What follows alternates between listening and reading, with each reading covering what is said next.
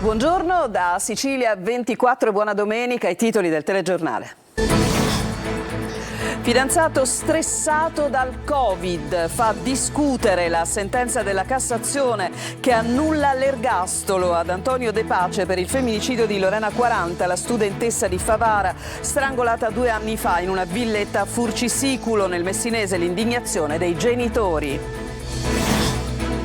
L'emergenza idrica in Sicilia frena il turismo dall'estero e fioccano le disdette dagli albergatori, la denuncia della flessione fino al 35% di presenze nei mesi di luglio e agosto. Torna l'emergenza rifiuti a Palermo dopo il sabotaggio alla discarica di Bellolampo per il presidente della RAP. Le ripercussioni saranno sullo smaltimento dei rifiuti ma non sulla raccolta. La fiction ambientata a Stromboli andrà in onda, la Rai la sblocca e scoppia la polemica, sdegno tra gli abitanti dell'isola. Durante le riprese un rogo sul set fece andare a fuoco 5 ettari di vegetazione.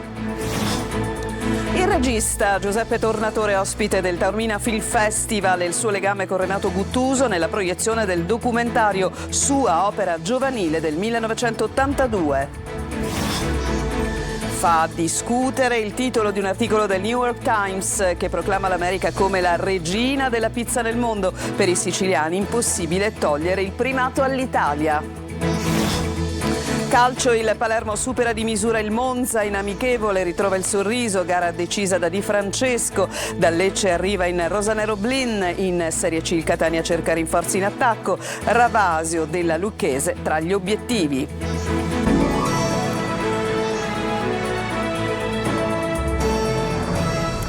Ancora ben trovati, continua a fare discutere la sentenza shock della Corte di Cassazione che ha annullato l'ergastolo per l'omicidio della studentessa di Favara, Lorena 40. L'uomo che l'ha uccisa era stressato dal Covid, questa la motivazione, indignata la famiglia. Adelaide Barbagallo.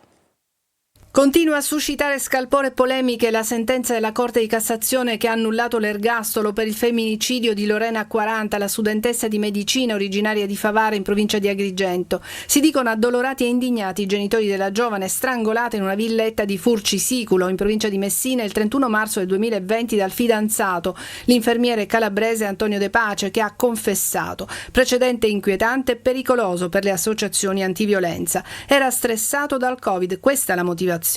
Il femminicidio si verificò nella prima fase della pandemia ed è proprio a quel periodo particolare che per i giudici bisogna guardare. Nelle motivazioni si legge: i giudici di merito non avrebbero verificato se la specificità del contesto, il periodo Covid e la difficoltà di porvi rimedio costituiscano fattori incidenti sulla misura della responsabilità penale. Questo è il ragionamento dei giudici e la Corte di Cassazione nelle motivazioni sulla decisione di annullare con rinvio limitatamente all'applicabilità delle attenuanti generiche la condanna all'ergastolo per l'infermiere De Pace, che adesso può contare sul riconoscimento delle attenuanti. La sentenza sorprende e continuerà a far discutere.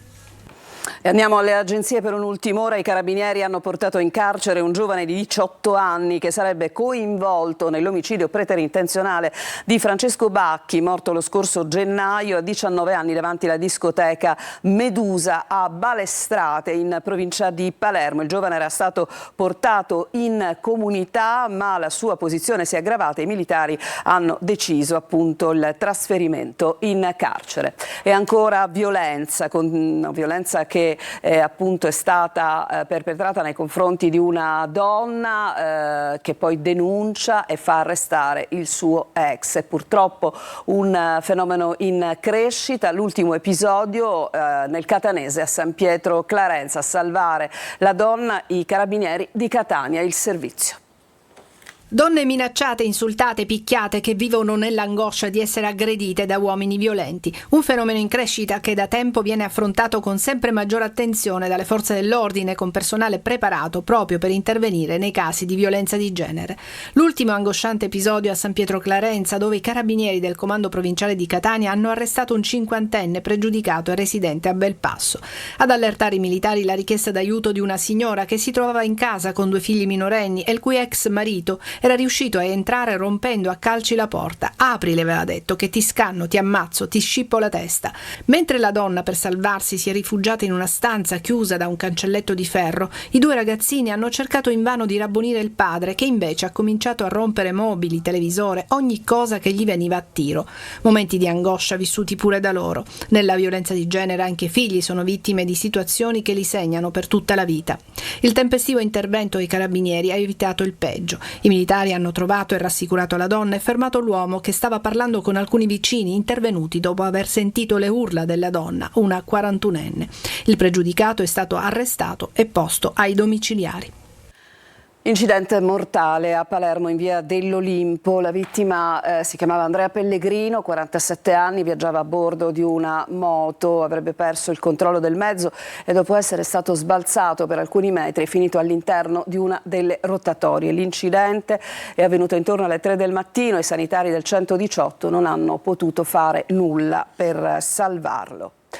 L'emergenza idrica preoccupa i turisti stranieri che cominciano a disdire le prenotazioni. La denuncia degli albergatori che parlano di un meno 25% per i mesi di luglio e agosto, soprattutto nella parte sud dell'isola, con una situazione estremamente più grave ad Agrigento. Orazio Longo. Ma lì da voi in hotel c'è l'acqua nelle docce?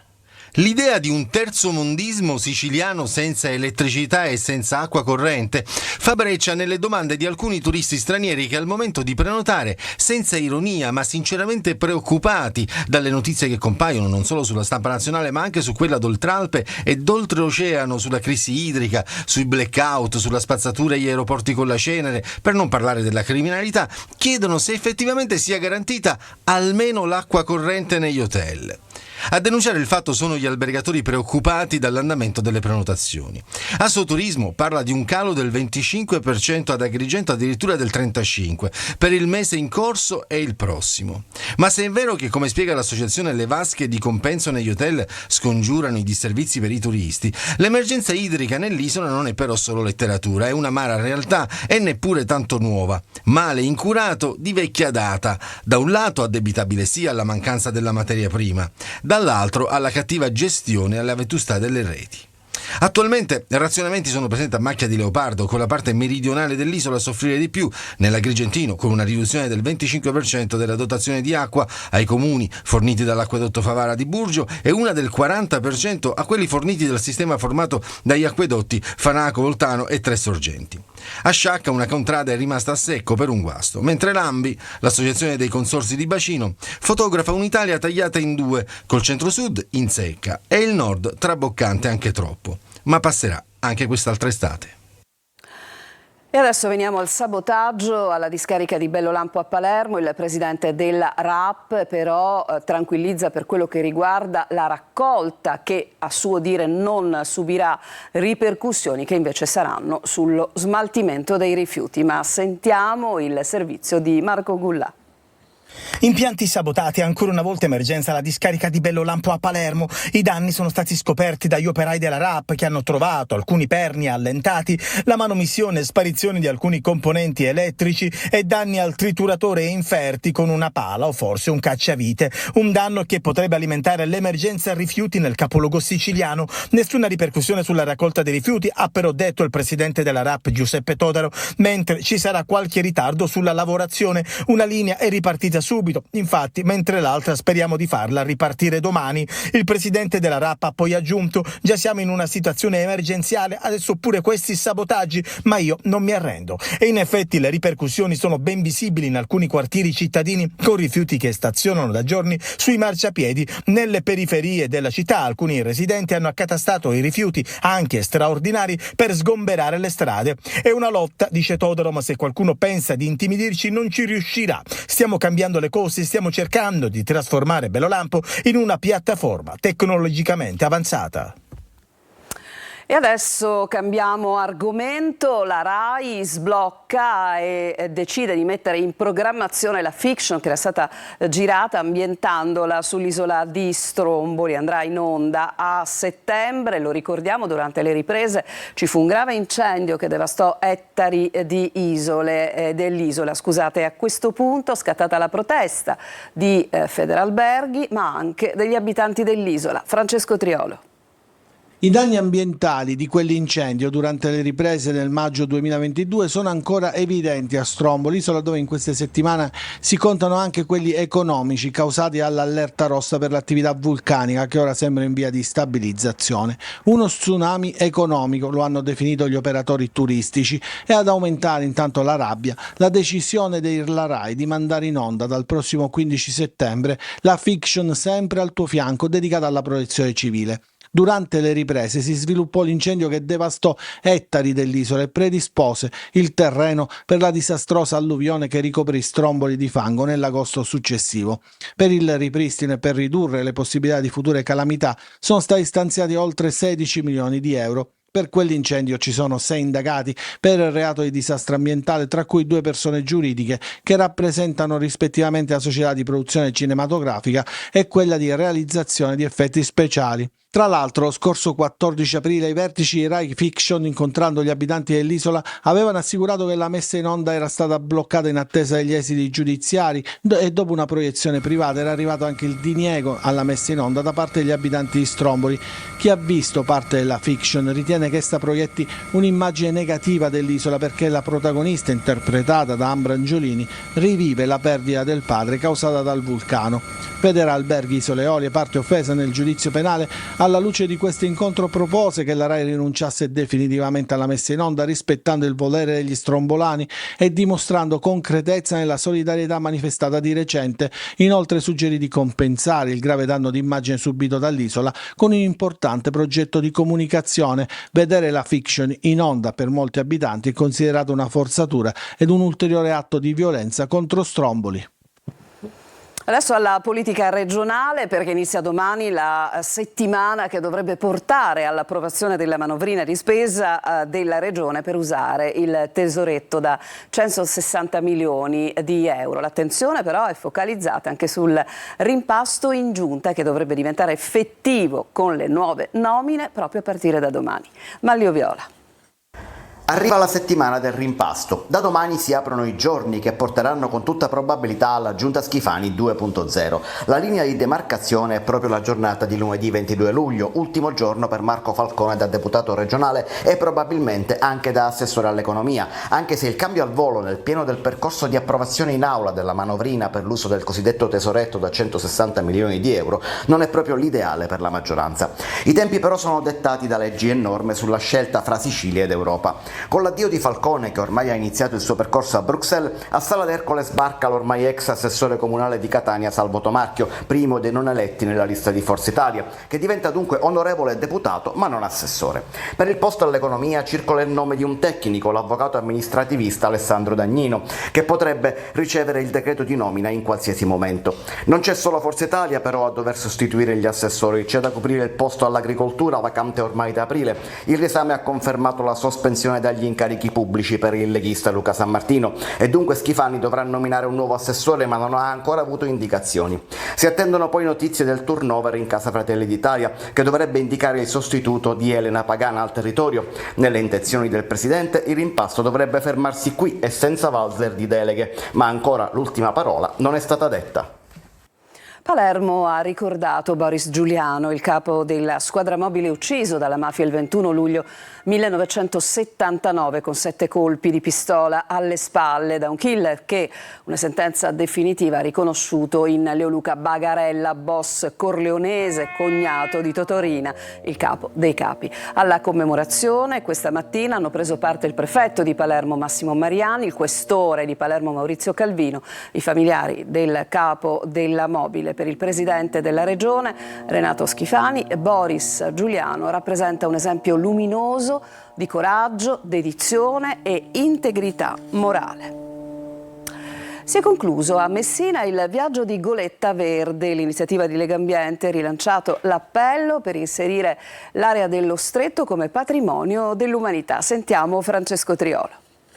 Salviamo la bellezza dello Stretto di Messina, patrimonio dell'umanità. Questo è l'appello che Goletta Verde ha inviato da Messina al termine di una 3 giorni dedicata alla Sicilia, rilanciando così anche la candidatura dell'area a patrimonio dell'umanità, insieme al comitato promotore composto da oltre 200 persone tra cittadini, amministratori, uomini e donne del mondo della cultura e dell'università, liberi professionisti, associazioni culturali ed ambientali. Primo obiettivo l'inserimento dell'area dello Stretto nella lista che depositano i governi dei paesi aderenti all'UNESCO, da cui attingono poi per avanzare la candidatura. Questo rappresenta il primo step da compiere, ma per inserire lo Stretto di Messina in questa lista c'è bisogno di un atto del governo italiano che Goletta Verde e il comitato promotore hanno sollecitato nuovamente. È un'area di un'importanza incredibile, con zone speciali di conservazione, con zone di protezione speciale, di grande interesse naturalistico, geologico, mitologico, culturale. Sono queste le vere risorse su cui puntare per rilanciare un'economia basata sulla legalità e sulla cultura.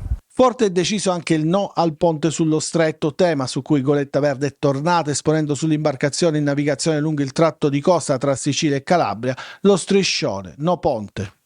Non potevamo chiudere la 7ª tappa della Goletta Verde qui in Sicilia senza ribadire il nostro no al ponte sullo Stretto, a un'opera così folle, a un'opera che devasterà un territorio e che disunirà invece che unire.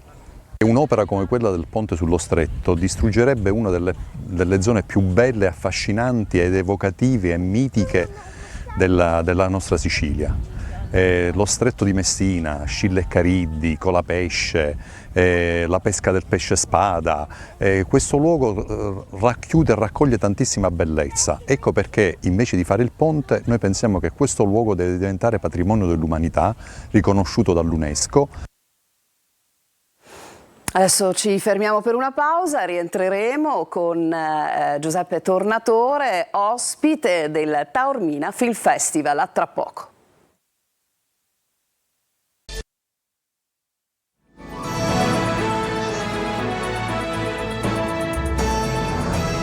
Siamo tornati in studio. Il regista Giuseppe Tornatore è stato ospite del Taormina Film Festival con la proiezione del documentario Diario di Guttuso, opera giovanile del 1982, Il servizio.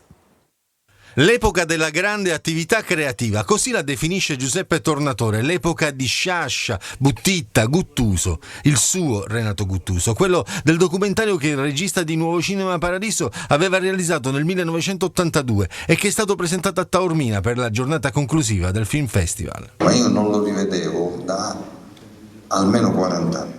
Per cui mi ha fatto un certo effetto. Intanto ci ho ritrovato tutti i difetti dovuti all'irruenza della passione giovanile quando fai le cose, ma quello che mi ha proprio colpito è proprio quel mondo lì, loro, il grande privilegio che hanno avuto di vivere un clima che noi non conosciamo e forse non conosceremo mai. Il racconto di un personaggio, ma anche di un mondo completamente cambiato. Ecco, Guttuso parlava del suo rapporto con Picasso come se fosse un suo parente, però questo rapporto di parentela era un rapporto appunto fertile. Un'epoca in cui la tessitura, l'aver vissuto insieme un'epoca di attività creativa. Tu dirai ma oggi questo non c'è, però è diverso. E adesso cambiamo completamente argomento, parliamo della pizza, amatissima ma molto contesa. Fa discutere un articolo del New York Times che proclama l'America come capitale della pizza di qualità. Abbiamo sentito con il nostro Francesco Aloi cosa ne pensano i siciliani. Ma tu volevi la pizza, la pizza. La pizza migliore del mondo è in America.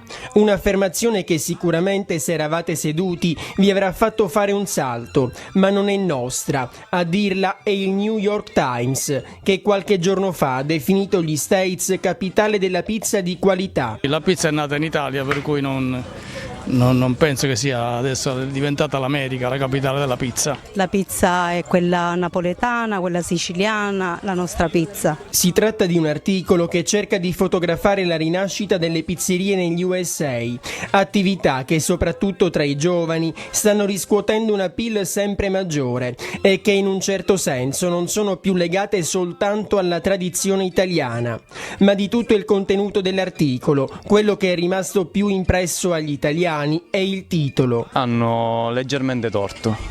Perché? Perché la pizza migliore sicuramente è in Italia. Siamo sempre noi i migliori, in assoluto. Lei cambierebbe la pizza italiana con quella americana? No. Completamente, non c'è paragone. Nonostante tutto, però, nessuno potrà mai cancellare le origini di Sua Maestà, la pizza.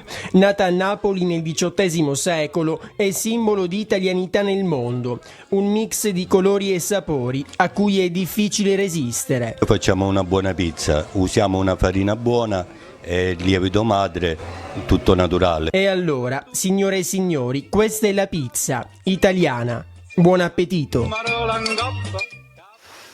Bene, ci fermiamo ancora, c'è il calcio in chiusura del telegiornale, inizieremo con le immagini della vittoria del Palermo in amichevole, a tra poco.